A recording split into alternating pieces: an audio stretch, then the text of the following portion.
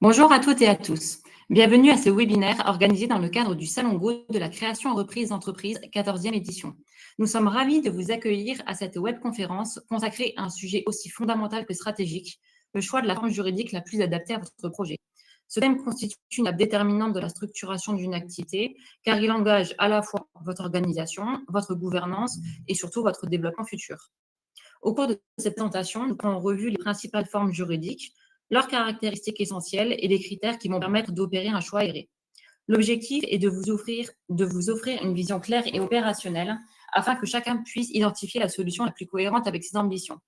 Je suis Coralie Stomian, je suis juriste à la Chambre de commerce et d'industrie de la Moselle et au quotidien, j'accompagne des chefs d'entreprise ainsi que des créateurs et repreneurs d'entreprise dans le conseil juridique et aussi dans la rédaction d'actes juridiques.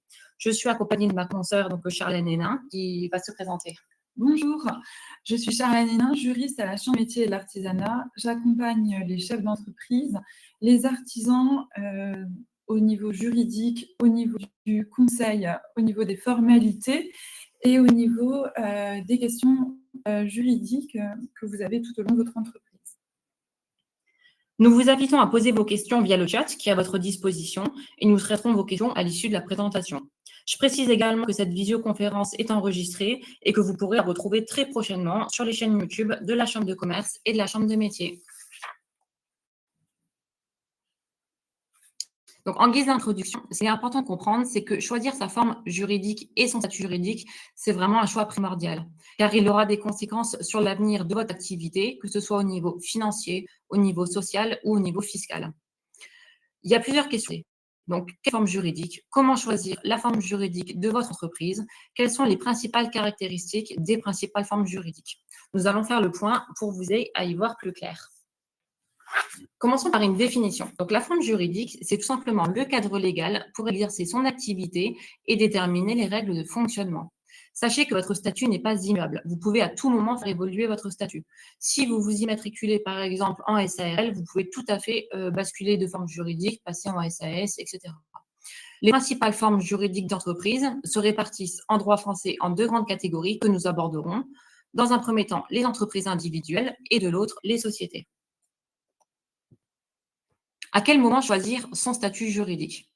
En général, le statut juridique, c'est vraiment l'un des derniers éléments sur lesquels vous allez devoir vous décider, car il va être la conséquence de tout un cheminement, d'un questionnement. Avez-vous déjà réalisé une étude de marché? Est-ce que vous avez bien vu votre stratégie commerciale? Votre projet est-il viable? Est-il rentable? Votre seuil de rentabilité est-il soutenable? En amont, on vous invite vraiment à réaliser une étude commerciale ainsi qu'une étude financière. Une fois ces études réalisées, vous allez enfin pouvoir vous questionner sur le choix de la forme juridique. Il y a plusieurs questions à se poser pour choisir sa forme juridique adaptée. Chaque statut a ses avantages et ses inconvénients. Comprenez qu'il n'y a pas de statut meilleur qu'un autre. Il y a surtout un statut qui va être adapté à votre projet et à votre situation. Pour le déterminer, vous allez pouvoir vous poser tout un tas de questions. Voulez-vous entreprendre seul ou à plusieurs? Quelle est la nature de votre activité? Voulez-vous réaliser une activité civile, commerciale, une activité mixte? Votre projet nécessite-t-il des investissements importants? Quel fonctionnement souhaitez-vous pour votre entreprise? Souhaitez-vous un fonctionnement qui soit plutôt souple, un fonctionnement qui soit plutôt structuré? Quel développement envisagez-vous pour votre entreprise? Il y a également la question du conjoint qu'il va falloir intégrer. Donc, est-ce que votre conjoint souhaite intégrer le projet, soit en tant que conjoint collaborateur, conjoint salarié, conjoint associé? Et quels sont vos paramètres personnels? Posez-vous des questions sur votre situation personnelle fiscale, patrimoniale, matrimoniale, votre état de santé. Comme le dit très bien ma collègue, afin de choisir votre forme juridique, il convient de faire un point sur sa situation personnelle, primordiale pour évaluer votre niveau de responsabilité dans cette nouvelle structure. Dans un premier temps, de votre choix va découler votre responsabilité. Au niveau patrimonial, il convient d'estimer si effectivement vous avez des investissements à apporter dans votre société, s'il convient d'effectuer un apport personnel, des apports en nature, si vous allez apporter des biens matériels, des biens au niveau des brevets technologiques, par exemple, il va falloir estimer votre capital de départ qui va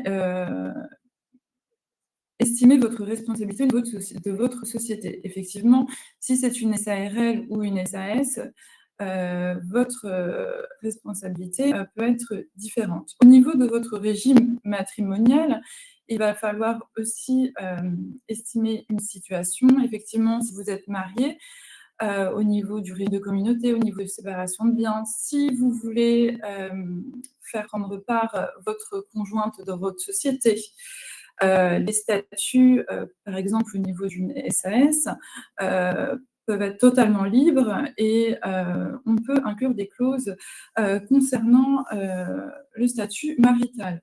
Au niveau fiscal, il va vous falloir faire un choix entre l'imposition sur le revenu et l'imposition sur les sociétés.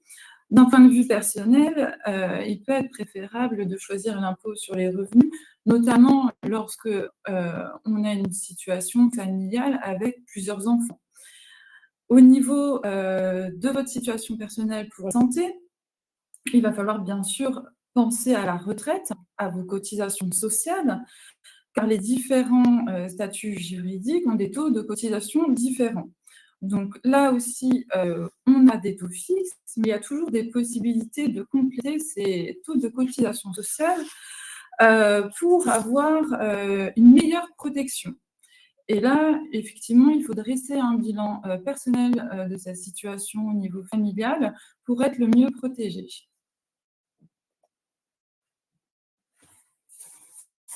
Donc, au niveau des statuts juridiques, nous avons deux grandes principales formes, donc la société et l'entreprise individuelle. Donc, quand dans l'entreprise individuelle, nous avons bien sûr l'entreprise individuelle au niveau du régime réel et la micro-entreprise. Ici, il s'agira plutôt d'aborder l'entreprise individuelle, puisque nous avons une webconférence dédiée spécifiquement à la micro-entreprise. Donc, l'entreprise individuelle, contrairement à une société, vous êtes le seul maître à bord. Il y a une grande liberté d'action. Il n'y a pas de notion de capital ni d'associé. La seule possibilité, c'est d'intégrer un conjoint collaborateur. Depuis 2022, il n'y a plus cette notion de EIRL. Donc, votre patrimoine personnel est complètement protégé. Il n'y a plus besoin de faire d'acte, même si effectivement l'acte d'instabilité est bien sûr toujours possible. Alors, on parle de biens utiles à l'entreprise.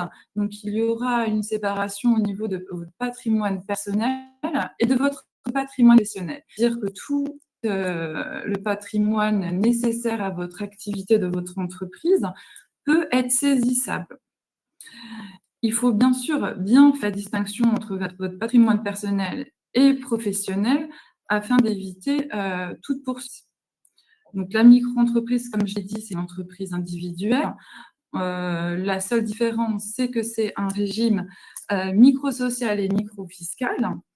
Il n'y a pas d'obligation comptable comme une entreprise individuelle ou comme une société. C'est assez réduit. On va y venir un peu plus loin. Donc, en ce qui concerne la société, par contre, c'est une personne morale, une structure bien distincte de votre entreprise individuelle. Là, il y a bien une séparation nette entre votre patrimoine personnel et votre patrimoine professionnel. Seule, du coup, la société, les biens de la société peuvent être saisissables si vous avez des problèmes. Vous, en cas de difficulté, effectivement, vos biens personnels seront à l'abri de l'action des créanciers. Mais bien sûr, vous êtes toujours sous peine d'avoir une faute de gestion s'il n'y a pas de distinction entre le patrimoine personnel et le patrimoine professionnel.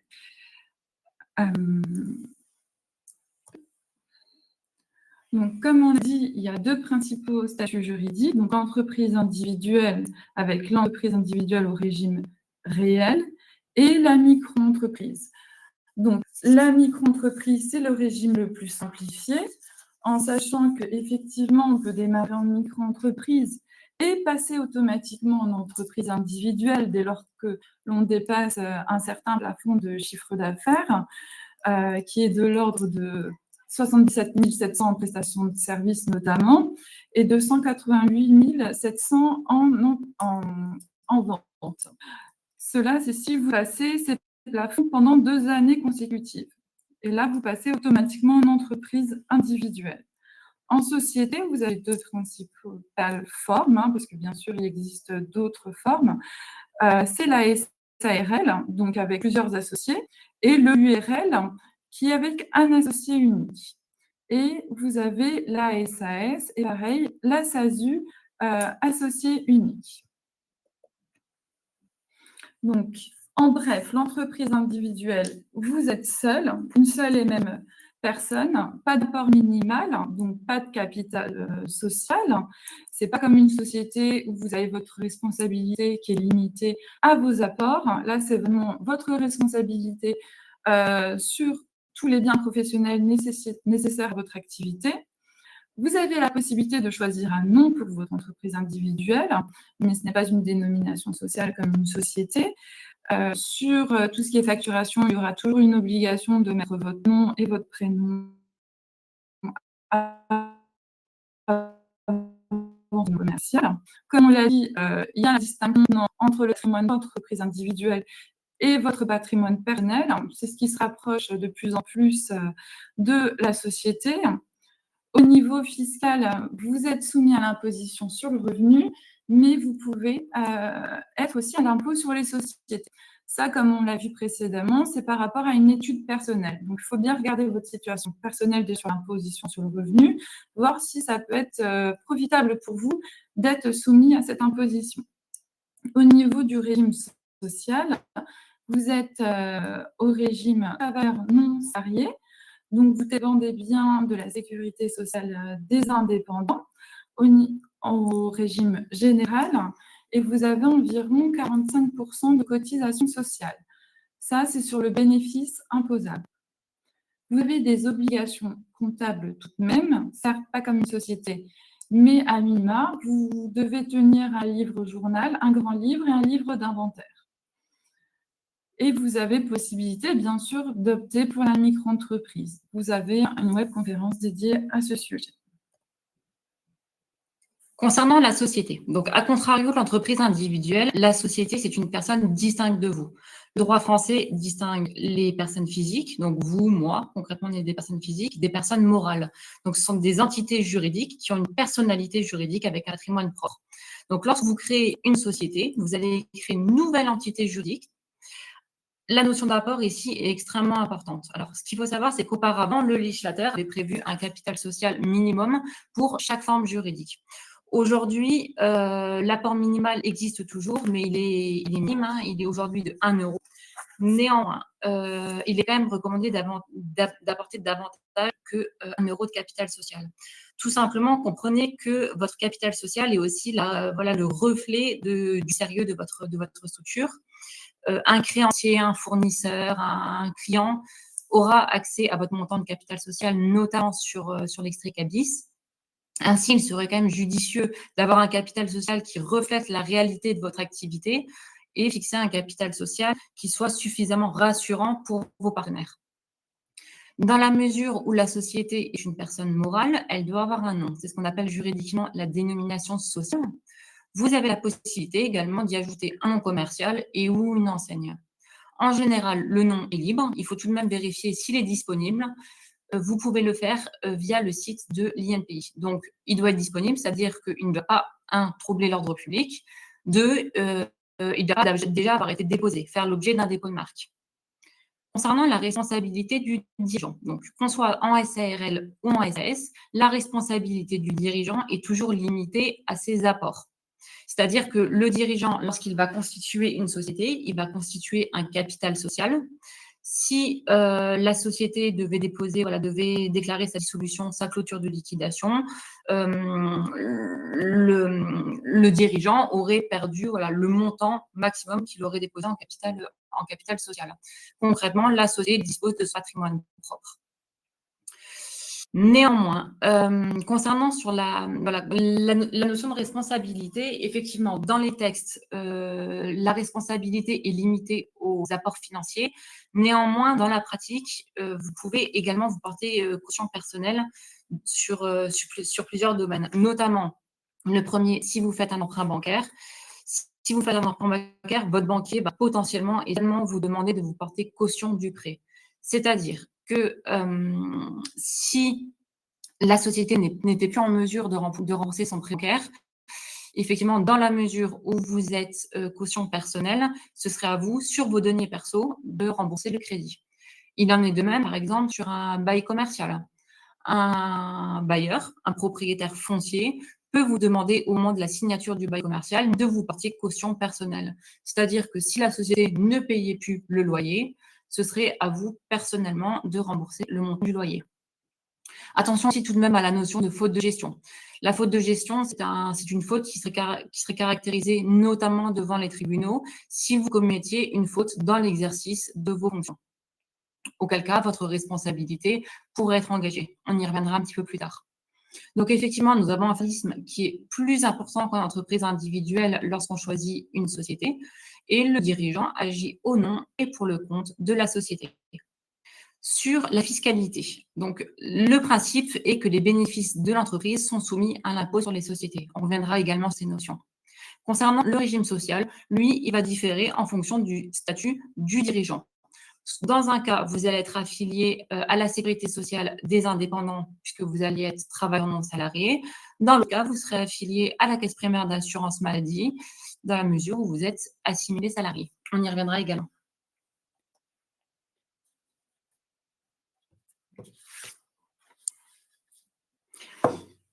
Il y a plusieurs questions à se poser concernant votre régime fiscal et votre régime social. Votre régime fiscal, donc là, c'est tout ce qui va concerner les impôts. Première question, quelles sont mes fonctions au sein de l'entreprise? Suis-je un dirigeant? Est-ce que j'exerce l'activité au quotidien? Est-ce que je suis simplement un associé, un actionnaire, c'est-à-dire un propriétaire financier de la structure? Autre question, ma rémunération doit-elle être distincte du bénéfice de mon entreprise? On l'a vu tout à l'heure sur l'entreprise individuelle, dans la mesure où il n'y a pas de vraie distinction entre le patrimoine personnel et le patrimoine de l'entreprise, la rémunération, elle est vraiment fonction du bénéfice. Sur la société, ce n'est pas forcément le cas. Concernant le régime fiscal également, quel sera mon chiffre d'affaires prévisionnel? D'où l'intérêt, avant de constituer sa société ou d'immatriculer son entreprise individuelle, de réaliser un prévisionnel financier. Sur le régime social, il y a également plusieurs questions à se poser. La première est: quel est mon statut actuel? Suis-je salarié? Est-ce que je veux rester dans mon statut de salarié? Est-ce que je suis étudiant? Est-ce que je suis retraité? Est-ce que je veux faire de mon activité non salariée mon activité principale? Quel est mon âge? Quel est mon état de santé? Tout ça, c'est des questions qu'il faut se poser pour effectivement savoir à quel régime de sécurité sociale je souhaite être affiliée. Autre question, combien ai-je de personnes à charge? Est-ce que j'ai des enfants? Suis-je mariée? Mon conjoint est-il affilié à la même caisse de sécurité sociale que la mienne? Enfin, quelles seront mes fonctions? Ma participation à la gestion de l'entreprise. Le choix entre l'imposition sur le revenu et l'impôt sur les sociétés. Dans un premier temps, pour l'impôt sur le revenu, c'est une imposition directement au niveau de l'entrepreneur et des associés. Quand c'est pour les associés, c'est le bénéfice imposable qui va être imposé directement sur leur fiche d'imposition, et cela va être proportionnellement au nombre de parts détenues. L'entreprise ne subit alors aucune imposition directe de ses bénéfices, et comme on l'a dit, l'entrepreneur ou les associés sont imposés sur les bénéfices par l'intermédiaire de l'entreprise dans la catégorie dont l'activité relève. Pour l'impôt sur les sociétés, c'est une imposition directement au nom de l'entreprise. Actuellement, le taux de l'IS est à 25%. Donc, lorsque ça concerne des associés, en fonction s'il y a une distribution de dividendes ou si c'est une rémunération qui est prise pour l'entrepreneur, les bénéfices vont être soumis à l'imposition sur les sociétés, mais après, ils vont être soumis à l'impôt sur les revenus pour chaque associé. Donc, on l'a dit, le taux est de 25%, mais il y a également un taux réduit sur les 42 500 premiers euros de bénéfices. Cela est sous condition. C'est si le chiffre d'affaires sur un exercice total est donc de 2 millions d'euros, et si le capital est entièrement libéré et détenu au moins par 75% des personnes physiques. Donc, on dit que le capital est libéré, c'est-à-dire que tout l'apport fait par l'associé unique ou plusieurs associés est entièrement souscrit et apporté sur le compte en banque de la société.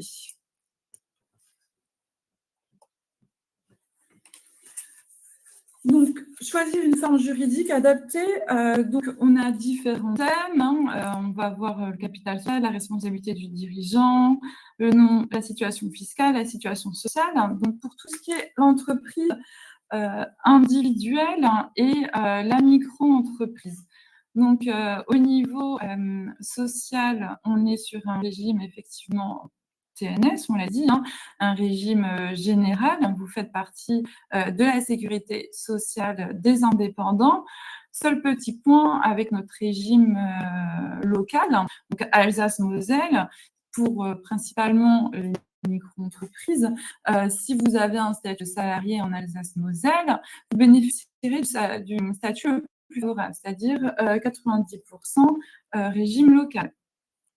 Au niveau du capital social, comme on l'a dit, nous ne sommes pas concernés. Au niveau de la responsabilité, elle est engagée qu'au niveau des biens sur l'activité professionnelle. On ne parle pas du tout d'associés. Seule une personne fait partie d'une entreprise individuelle. On peut avoir un conjoint collaborateur. On peut avoir aussi des salariés. Au niveau de la situation fiscale, en micro-entreprise, c'est automatiquement l'imposition sur le revenu. À noter que pour la micro-entreprise, comme il n'y a pas de déduction de charges, il existe un abattement forfaitaire qui est fait sur votre fiche d'imposition en fonction de votre activité, c'est-à-dire notamment si vous faites de la vente-restauration, l'abattement est de 71%. Si vous faites de la prestation de service, par exemple les activités du bâtiment, l'abattement sera de 50%. En ce qui concerne l'entreprise individuelle, on peut être sur l'imposition sur le revenu ou l'imposition sur les sociétés sur option. Ce statut n'est pas immuable, c'est-à-dire que tout au long de la vie de votre entreprise, si vous évoluez, vous pouvez toujours contacter les impôts pour changer de choix. Pareil, au niveau de la TVA, en micro-entreprise, le principe, c'est la franchise en base de TVA, c'est-à-dire qu'il n'y a pas de TVA, mais vous avez toujours cette possibilité de contacter les impôts pour prendre de la TVA.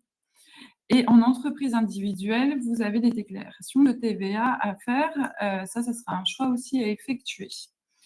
La situation sociale, on l'a dit, c'est le régime TNS. Donc, pour l'entreprise individuelle, c'est 45% environ de cotisation sociale.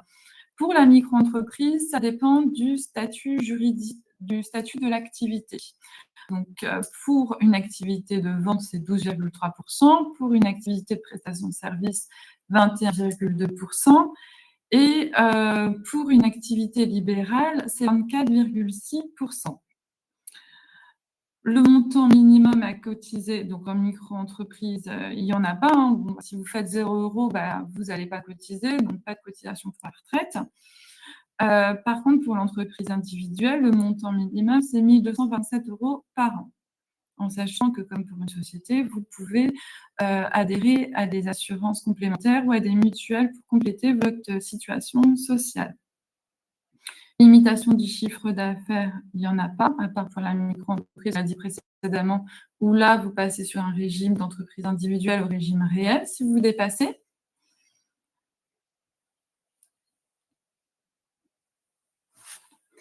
Concernant la société, donc là, c'est un petit peu différent.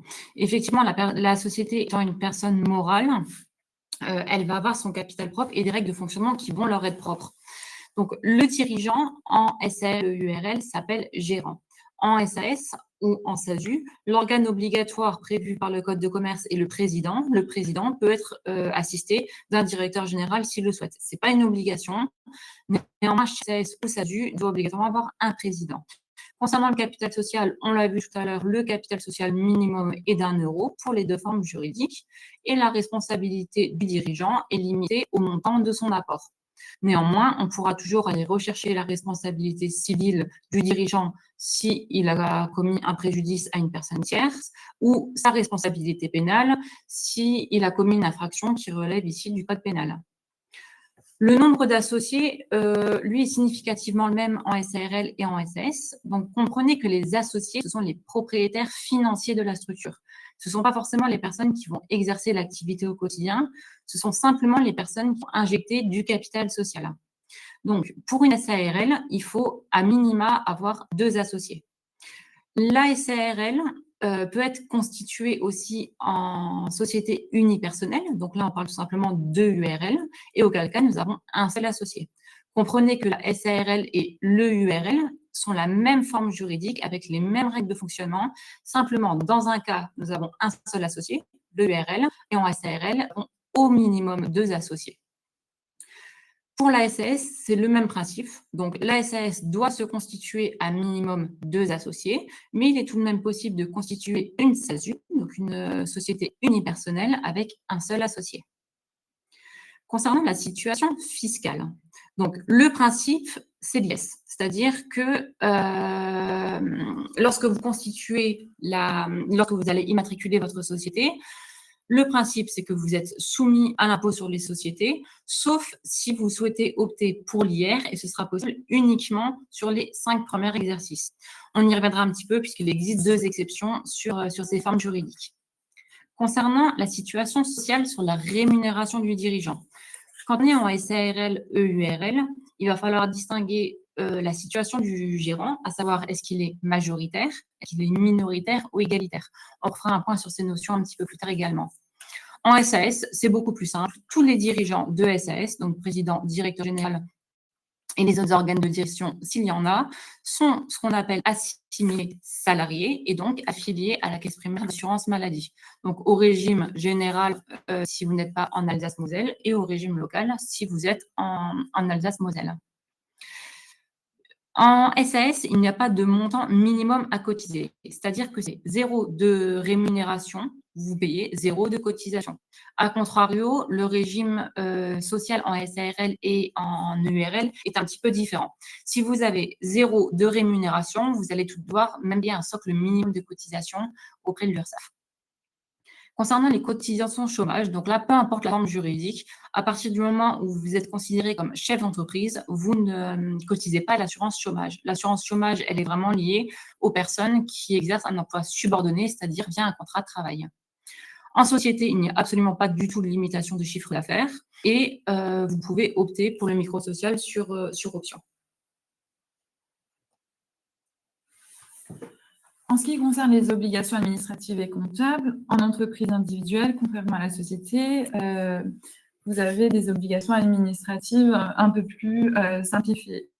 En ce qui concerne la création d'une entreprise individuelle, que ce soit en micro ou non, c'est assez simple puisqu'il n'y a pas de statut à déposer. On l'a dit, il n'y a pas d'apport, donc il n'y a pas d'attestation de dépôt à la banque à fournir. Une simple déclaration suffit. Seul le choix de votre imposition sera déterminé avec votre comptable si besoin ou à faire une étude de marché pour bien déterminer tout cela. En ce qui concerne votre comptabilité, il y aura un livre journal à établir avec vos encaissements, donc vos dépenses, vos recettes, et un grand livre à tenir également, en sachant que tout cela doit être conservé au moins 10 ans. Pour la société, alors les obligations administratives et comptables sont un petit peu plus lourdes dans la mesure où vous allez devoir tenir une comptabilité commerciale avec l'établissement de comptes annuels, donc passif, actif, compte de résultat. Il est tout de même possible de tenir une comptabilité simplifiée pour les petites entreprises. Au niveau de l'approbation des comptes, donc là, c'est vraiment une obligation. Quand on est en société, on doit se réunir au moins une fois par an. Donc, tous les associés ou actionnaires doivent se réunir une fois par an en assemblée générale ordinaire annuelle pour approuver les comptes et affecter son résultat. Le recours au commissaire aux comptes n'est pas obligatoire. Il va l'être en cas de franchissement de seuil, quand on est en SARL ou en EURL. Et ce sera la même chose en SASU ou si jamais il y avait effectivement un contrôle. Concernant le dépôt des comptes au greffe, donc de la même façon, il est obligatoire. Lorsque vous êtes en société, vous devez au moins une fois par an déposer vos comptes auprès du greffe dont vous dépendez. Néanmoins, sachez que vous pouvez les déposer de façon confidentielle. Alors, pour déposer ces comptes de façon confidentielle, il y a des seuils qui sont fixés par les textes, des seuils que vous ne devez pas dépasser si vous souhaitez déposer vos comptes avec déclaration de confidentialité. Petit récapitulatif, en entreprise individuelle, votre responsabilité est limitée aux biens utiles à l'activité et vous avez néanmoins la possibilité de faire une déclaration d'instabilité auprès de votre notaire pour tout ce qui est biens personnels. Et votre responsabilité civile et pénale peut bien sûr être engagée. Concernant la société, nous l'avons vu tout à l'heure, votre responsabilité vis-à-vis des dettes de l'entreprise va être limitée aux apports de la société, donc de l'associé à la société. Donc, voilà, aux apports que vous avez faits en capital social. On l'a vu également, si vous portez caution sur un prêt bancaire ou caution personnelle sur la signature d'un bail commercial, on pourra tout de même venir rechercher votre responsabilité financière. De la même façon, on peut aussi venir rechercher la responsabilité civile et pénale du dirigeant de la société sur son patrimoine personnel. Petit récapitulatif au niveau fiscal. Donc, au niveau de l'entreprise individuelle, c'est l'imposition sur le revenu, mais possibilité d'opter pour l'impôt sur les sociétés. En société, alors ce qu'il faut comprendre, c'est que le principe, c'est l'impôt sur les sociétés avec possibilité d'opter pour l'IR pendant les 5 premiers exercices. Il y a néanmoins 2 exceptions. La première, c'est pour l'EURL. L'EURL, le principe de base, c'est l'impôt sur le revenu. Sachez que vous pouvez néanmoins opter pour l'impôt sur les sociétés. Donc, au moment de l'immatriculation, simplement, cette option est irrévocable. C'est-à-dire que vous ne pourrez pas revenir dessus. Seconde exception, ça va concerner la SARL de famille. Donc, la SARL de famille, c'est une SARL tout à fait classique. Simplement, les associés de cette ARL sont tous membres de la même famille, donc que ce soit par filiation, donc ascendant-descendant, ou par alliance. Mon partenaire de Pacs, mon mari, mon épouse. Si vous êtes en SARL de famille, le principe, c'est l'impôt sur le revenu ad vitam aeternam, c'est-à-dire sans limitation de durée. Alors, petit récapitulatif au niveau du régime social. Donc, pour tout ce qui est TNS, c'est-à-dire régime général affilié à la sécurité sociale des indépendants, quand je dis bien sécurité sociale des indépendants, c'est à la CPAM, mais c'est une filiale bien à part de la CPAM. Ça concerne les entreprises individuelles, donc micro ou non, et les sociétés dès lors que nous sommes majoritaires. Donc, quand on dit qu'on est majoritaire, ça veut dire qu'on a plus que 50% des parts dans la société. Donc là, rémunéré non pour une SARL, vous êtes affilié à la Sécurité sociale des indépendants et dès lors que vous êtes gérant majoritaire d'une URL, vous êtes aussi affilié à la Sécurité sociale des indépendants. Donc, quand on dit gérant majoritaire d'une URL, donc c'est bien une SARL, mais associée unique, mais c'est-à-dire qu'il y a un gérant majoritaire qui a des parts, mais il est aussi associé tout seul. En ce qui concerne l'assiette des cotisations, donc pour une entreprise individuelle, l'assiette des cotisations va être sur le bénéfice imposable. Sur un gérant minoritaire, soit s'il est sur l'impôt sur les sociétés, ça sera sur sa rémunération nette qui va effectivement se tirer, soit sur l'imposition sur le revenu, là, ça sera sur le bénéfice imposable, donc à la fin de l'année. Et pour un gérant majoritaire d'une URL, ça sera sur sa rémunération nette. Second régime de sécurité sociale, donc ça va concerner les assimilés salariés. Donc les assimilés salariés, eux, sont affiliés au régime général de la sécurité sociale ou au régime local si votre siège social est en Alsace ou en Moselle. Donc dans les assimilés salariés, c'est relativement simple. On va retrouver tous les dirigeants de sociétés anonymes, mais aussi les dirigeants de SAS ou SASU, donc président rémunéré, directeur général rémunéré.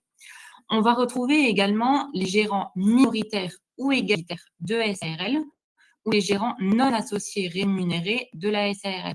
Donc, comme l'expliquait ma collègue tout à l'heure, un gérant minoritaire, c'est un gérant qui va détenir moins de 50% du capital social.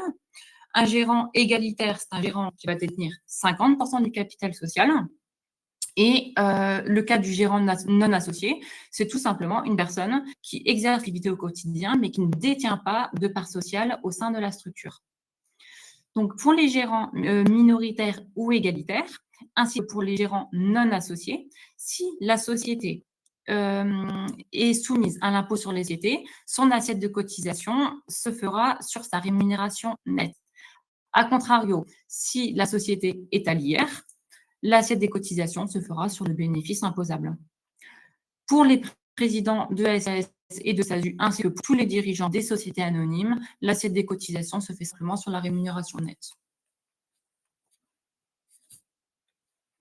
Quelques points de vigilance néanmoins sur votre régime de sécurité sociale. Comme je vous l'ai expliqué tout à l'heure, il n'y a pas de cotisation à l'assurance chômage. Peu importe la forme juridique que vous choisirez, que ce soit entreprise individuelle, dont la micro-entreprise, toutes les formes de société, vous ne cotiserez pas l'assurance chômage. Seule une personne ayant un contrat de travail, un emploi subordonné, pourra effectivement cotiser à l'assurance chômage. Sachez effectivement qu'en tant que dirigeant, vous pouvez également avoir un contrat de travail avec votre société, mais attention, c'est soumis à tout un tas de conditions. Il n'y a pas de régime de protection sociale obligatoire pour plusieurs personnes. Donc, le premier, ça va être les associés sans activité professionnelle dans l'entreprise. Donc, comme je vous ai expliqué, un propriétaire financier qui détient soit des actions, soit des parts sociales qui n'exercent pas l'activité au quotidien dans l'entreprise n'est pas affilié à un régime de sécurité sociale de façon obligatoire. C'est le cas également pour les gérants minoritaires ou égalitaires de SARL non rémunérés, mais aussi pour les dirigeants de SAS non rémunérés. Petit aparté également sur le régime TNS. Donc, pour calculer le montant des cotisations sociales la première année, on va partir sur une estimation en début d'activité. Dans la mesure où on ne peut pas se baser sur le bénéfice déjà réalisé, on part sur une estimation. Donc, dès qu'un chiffre d'affaires est réalisé, un bénéfice est réalisé l'année suivante, effectivement, il peut y avoir une régularisation qui peut être importante lorsque les revenus réels sont connus. Auquel cas, je vous invite vraiment à avoir quand même un petit pécule de côté, histoire d'anticiper la régularisation. On récapitule. Donc, il n'y a pas de statut idéal. Il faut vraiment faire un point sur votre situation personnelle avant de choisir un statut juridique.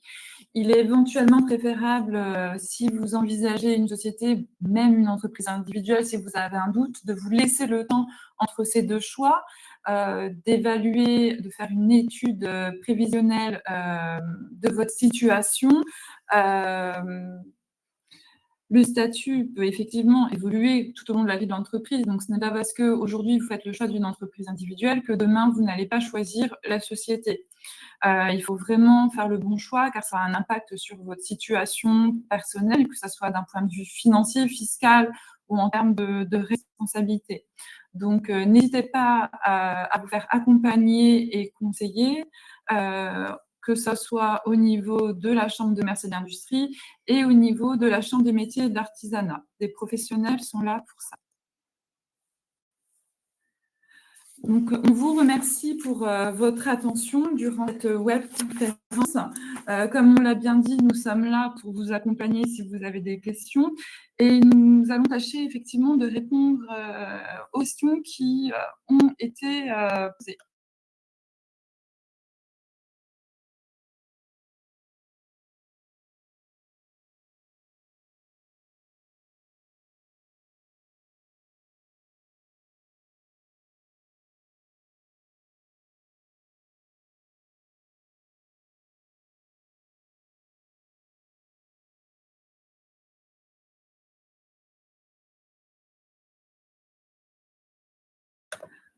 Alors, je vais répondre déjà à la première question.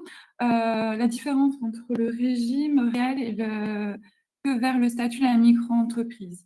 Donc déjà, la micro-entreprise, c'est le premier statut de base, donc le régime le plus simple. Dès lors que vous savez que vous n'allez pas dépasser le chiffre d'affaires plafonné de la micro-entreprise, vous pouvez créer en micro. Après, ça va être aussi une question personnelle. Donc, en micro-entreprise, ça reste une entreprise individuelle, société comme on l'a dit. Ça va dépendre de votre activité aussi. Est-ce que vous avez un local? Est-ce que vous faites ça chez vous? Si c'est une petite activité, pour commencer, le régime de la micro peut être relativement adapté. Il faut savoir que vous payez vos cotisations sociales en fonction de votre chiffre d'affaires. Vous n'avez pas un taux de 45% comme une entreprise individuelle, c'est vraiment en fonction de votre activité. Et si vous ne faites pas de chiffre d'affaires, voilà, vous ne cotisez pas. Et c'est totalement adapté à une personne qui est salariée. Et comme on l'a dit, si vous dépassez le chiffre d'affaires, vous passez en entreprise individuelle. Donc, en entreprise individuelle, vous avez plus d'obligations au niveau comptable et vous avez plus de cotisations sociales.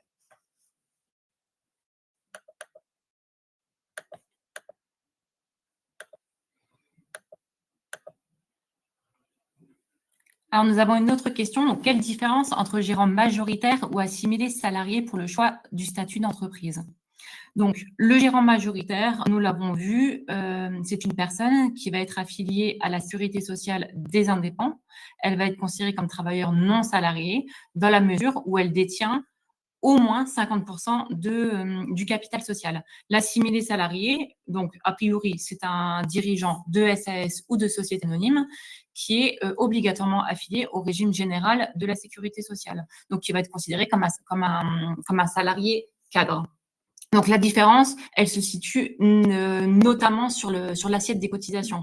On l'a vu, une personne qui est affiliée à la sécurité sociale des indépendants, elle va payer grosso modo 45% de charges sur sa rémunération. A contrario, une personne qui est assimilée salariée, donc affiliée à la caisse primaire d'assurance maladie, va payer 80% de charges sur sa rémunération. Dans un cas, on est un petit peu mieux couvert que dans l'autre, mais comme le disait tout à l'heure ma collègue, il est tout à fait possible de conclure des contrats loi Madelin pour avoir une sécurité nettement meilleure. C'est vrai que c'est là la grosse différence entre la SAS et la SARL, mais rien ne reste immuable, effectivement.